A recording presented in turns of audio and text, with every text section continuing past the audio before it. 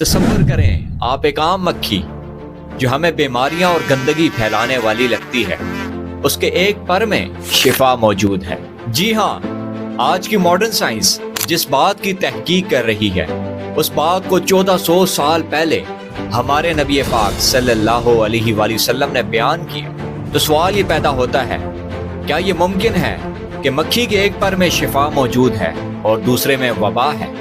तो इस बात को साइंस आज कैसे प्रूव करती है और रसूल अल्लाह सल्लल्लाहु अलैहि वसल्लम का इसके बारे में क्या फरमान है? आइए आज इस हैरान कुन हकीकत को हदीस मुबारका और साइंस की रोशनी में जानते हैं कि ये कैसे मुमकिन है। अल्लाह के नबी सल्लल्लाहु अलैहि वसल्लम ने इरशाद फरमाया कि अगर मक्खी तुम में से किसी की पीने की अशिया में गिर जाए तो उसे पूरा डुबो दो और उसके बाद उसे निकाल दो।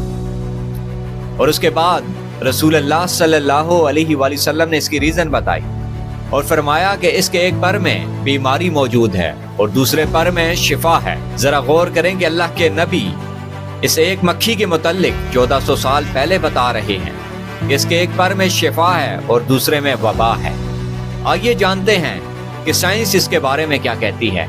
आप ये बात सुन के हैरान होंगे कि मॉडर्न साइंस आज इसे प्रूव कर रही है। और Australian scientist doctor George Craig ने ये कहा और उनके साथ बाकी रिसर्चर्स ने कि अगर मक्खी को देखा जाए तो उसके ऊपर एंटी माइक्रोबियल कंपाउंड्स मौजूद हैं जो बैक्टीरिया को किल करने में हेल्प आउट करते हैं। और रिसर्च से ये पता चला कि मक्खी के फर पे ये मौजूद anti bacterial compounds E coli और साल्मोनेला जैसे बैक्टीरिया को किल करने में हेल्प आउट करते हैं। और फिर कुछ रिसर्चेस में ये देखा गया कि जब मक्खी को पानी जैसे मशरूबात में डुबोया जाता है तो जहां उसके एक पर में से बीमारियां निकलती हैं वहीं उसके दूसरे पर में से शिफा और ऐसे केमिकल्स निकलते हैं जो हार्मफुल इफेक्ट्स को ख़त्म करते हैं। और इन्हीं रिसर्चेस के दौरान ये देखा गया कि मक्खी के पर में जो क्लेम किया गया कि इसके एक पर में शिफा मौजूद है, यानी अगर साइंटिफिकली देखा जाए तो इसके एक पर में एंटी बैक्टीरियल कंपाउंड्स मौजूद हैं तो ग्राम पॉजिटिव बैक्टीरिया के खिलाफ बहुत इफेक्टिव हैं और इसे इजीली किल कर सकते हैं।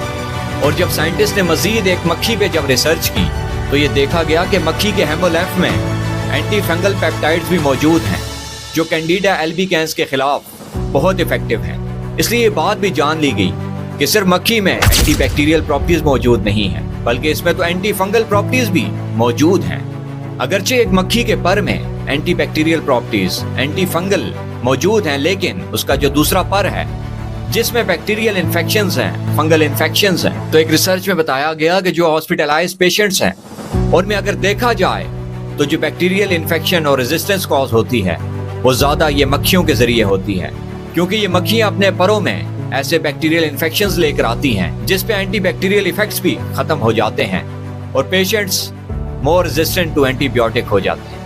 इन तमाम मेडिकल रिसर्चेस से इस बात का इल्म हो जाता है कि जो बात अल्लाह के नबी ने 1400 साल पहले बयान की वो बात आज वैसे ही साइंस प्रूव कर रही है और साइंटिफिक फैक्ट से एक एक चीज को देख रही है कि कैसे ये तमाम बातें मुमकिन हैं। जरा गौर करें कि जब ना मॉडर्न साइंस थी, ना जब माइक्रोस्कोप था, ना बाकी टेक्नोलॉजीज थी, तो अल्लाह के नबी इन तमाम बातों पे इत्तलात दे रहे थे।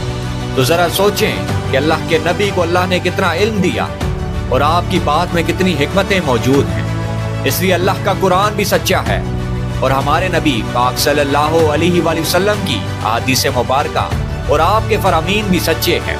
और जब हम हदीस मुबारका के इस फैक्ट को देखते हैं तो हमारा ईमान और कामिल हो जाता है कि कैसे अल्लाह के नबी ने तमाम बातों पे इत्तलात दी जो आज से पहले जिनके बारे में सोचना मुमकिन नहीं था, कि कैसे साइंटिफिकली मेडिकली ये बातें प्रूफ होती हैं। आज की इस वीडियो के बारे में अपनी राय का इजहार कीजिएगा कि आपको ये वीडियो कैसी लगी और क्या आपके ईमान में मजीद इजाफा हुआ और आप मजीद कौन से टॉपिक्स को सुनना चाहते हैं। अपनी राय का ज़रूर इजहार कीजिएगा। वस्सलाम।